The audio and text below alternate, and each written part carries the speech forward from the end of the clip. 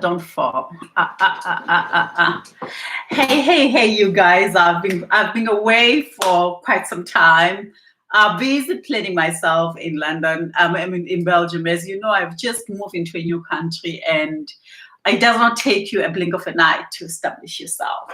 So here I am. I'll always pop up and pop out. I'll always pop out, pop up, and pop out. Now, this is Carol Matebula, and still wondering what the hell am I doing in Europe? But still planning myself to go back to my continent, because now I really understand this messy, stupid world we're living in. Very, very outdated. Now, I've moved to Belgium, still trying to find out. My soul saying, no, no, no, no, no, Carol, Europe, it's not for you. But you don't just pick up and leave, and every day realizing the reality.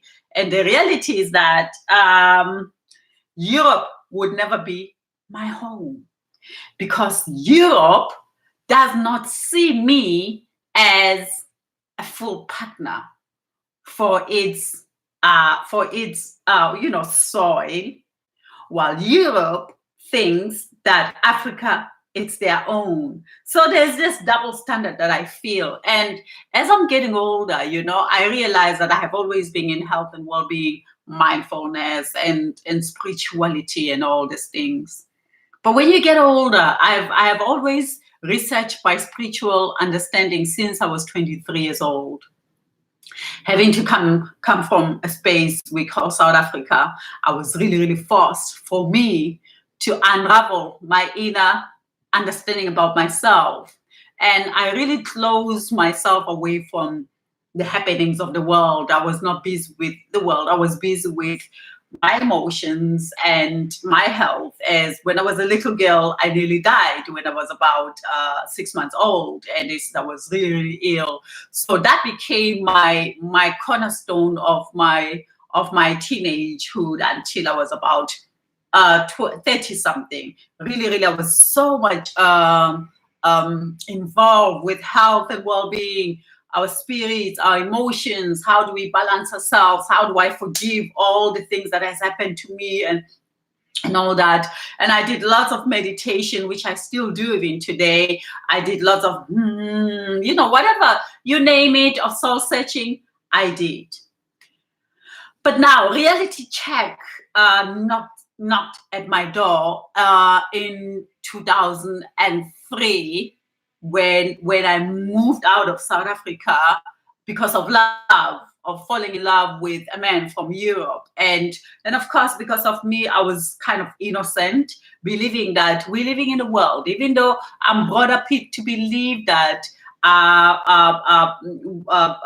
white people have done lots of bad things to the African people. For me, I hadn't really experienced it so much. I've heard about it. Yes, I've seen people being beaten in front of me when I was about 11 years, 12 years, but there was always a black man there as well doing the beating. So it was really confusing, this whole thing.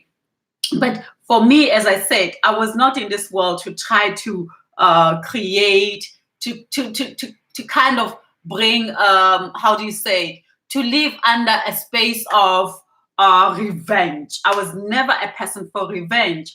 I was a person to try to find out what keeps society closer, because as human beings, we are family, either we like it or not. I am a black person, and I can never walk within 20 minutes without meeting another one who has the ears, the eyebrows, the nose, the mouth. They've got everything that represents me, except that their hair is different. So if you look at cats, you've got all different kinds of species that are following under the word cats. You've got lions, which are similar to cats, but they come with different faces and all this. And what is a cat? It's a cat. What is a lion and etc. But they fall under the same system. So for me, I see human beings as brothers and sisters. And this can never deny. And I can never try to separate myself from the human race, because the human race are my family wherever I go in the world. Whoever a human being is, that person, I will always feel safe. If I have to come across lion and a human being, it does not matter what that human being is, I'll find a way for us to hold each other's hands and to run away from a lion, because a lion would see us as similar. Now, the problem is now with this story of mine, it's not so romantic as it sounds.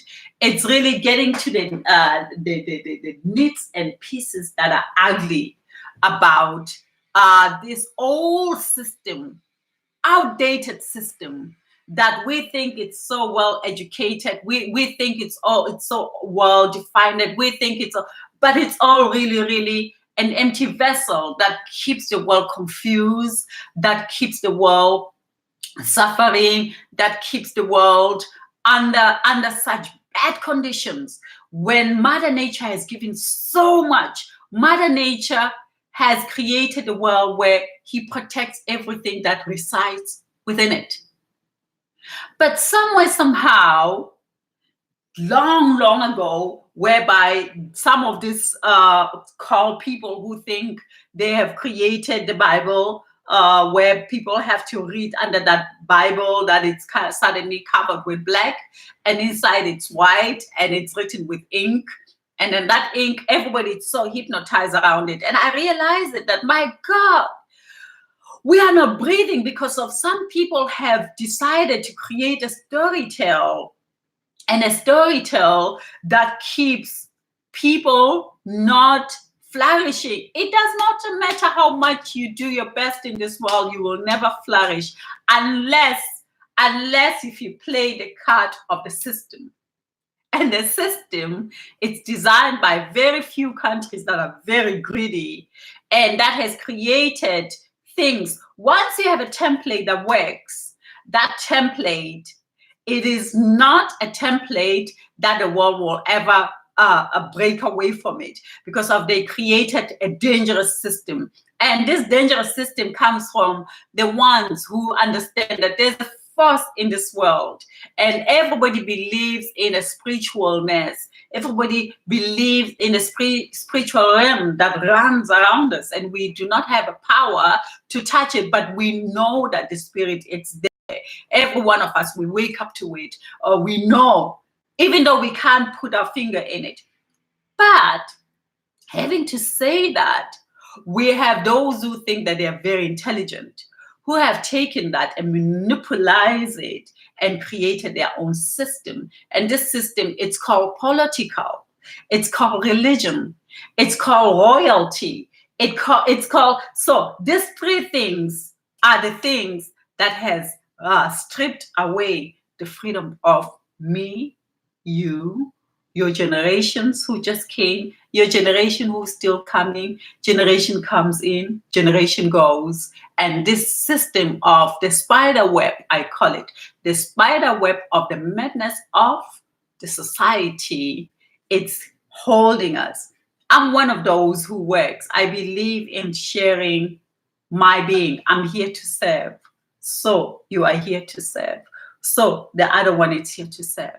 As humans, just as our nature, we strive to serve. Yes, we are paid back, but either money or not, we love to serve. That's why when we do not work, we are doomed. Not because of we can't survive. And while that happens, these three manipulations that I've spoken about, which is the political system, the religion system, and the so-called royalty system, this is the biggest poison of our world today. And I'm saying this because having to follow the story of Meghan Markle that has just taken place recently has again awakened me. And the sadness is that the more you get to know the reality, the more you actually realize that we are actually doomed. Especially if you are rebellious to the system. If you come in this world freely as a human being, as I am one of those, I'm very free. And sometimes you ask, where will your fate take you? with a sense of understanding where we're at. We are born with this light. This is a light that is given to us, and each and every one of us is giving this muscular light that we see in front of us. But the world of an old, outdated system that has created a fear in our souls, that has minimized our feet, that has minimized our sense of freedom and our sense of having home by creating so-called comfortability, but by the mere fact we are not comfortable. So 3 things that I'm going to mention as we begin this journey, which is going to take a little bit long.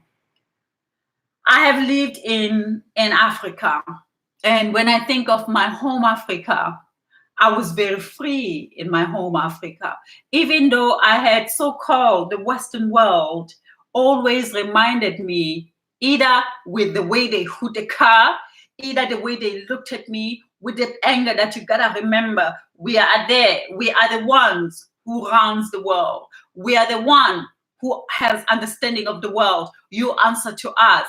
And you can never deny that. You can never deny that silent aggression that you get wherever you go and I would say the Western, because of most of people who are really, really on your face, who are very, very aggressive to showcase who you are. Either you are in a friendship with them, and I've been around the Western world. I know it very well. You'll be reminded either with jokes, either with laughter, either there's always something that makes them remind you that you are our puppets. We run the show. And somewhere, somehow, your mother went through that. Your mother of your mother went through that. Generations to generation, when this mess began, has this template had went over and over and over again and never stopping. So that's number one. The aggression that it's roaming around the world, that terrifies everyone, and it makes everyone to go under the umbrella of the masses. You are the masses. We are here, and we are looking down on you, and that's who you are. You remain there. And one thing that for you to survive, we will give you the platform. But in that platform, the platforms are end, and the platform are end by you not respecting yourself as a human being. You have to live by standards. And this I felt, and having to say that my whole journey was not to talk about such subjects. My whole journey in my life was to discover what makes us tick as human beings. Where does our happiness actually lies? And having to say this, I realized that, let us be honest. Is it really, really happiness that makes us survive in this world? Do you really have to minimize yourself to a certain degree so that you can be allowed to be a part of this so-called the madness, the spider web madness of society?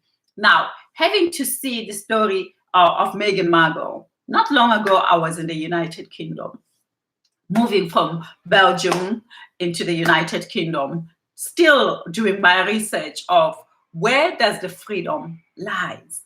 And the harder you work, the harder you try to blend in, and the harder you do research, the harder you try to understand what makes everyone breathe. And you realize that you are left with so much knowledge, but yet the space of breathing, it's this much, and squeezed like a fly that flies into a spider web, and the spider web has that fly, and it sucks its air out slowly and slowly. And you ask yourself, is this how is it designed by nature? Is this how it was supposed to be, whereby other people have more power to control others more? Or is it really something that is created by a human being to protect so-called the hierarchiness of the world? These are the questions that I have. But having to do my research further and further, I realized that no one is free away of this spider web madness of society. Because even those who look as if they're wealthy, they're not. Wealth by material, wealth by financials, wealth by comfortability of material, but spiritually not. Because when you are living in a society where you want to see other people unhappy, you got to think. When you are living in a system where you have to be seen as the one who is given more chances for you to live rejoicefully, but you are making others unhappy, you are a part of that unhappiness. And having to see the story of these two young people, Harry and Meghan, and having for us now this young two couple, which I adore very much, because they have opened the real poison that we all go through in our world. And they love each other so much. And we talk about the media harassing them. We talk about the media disturbing Meghan Markle, but we forget that the medias are controlled by this big castles we call the monarchies and all that. They're the one who owns the media.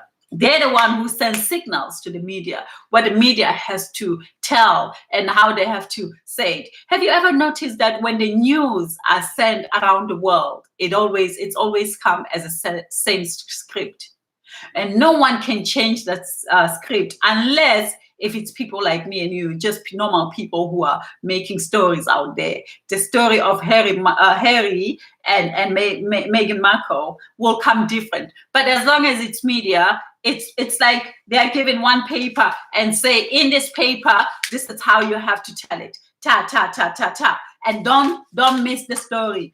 And we're all blaming the Meghan Markle because of the reality is that the storyline was designed that way.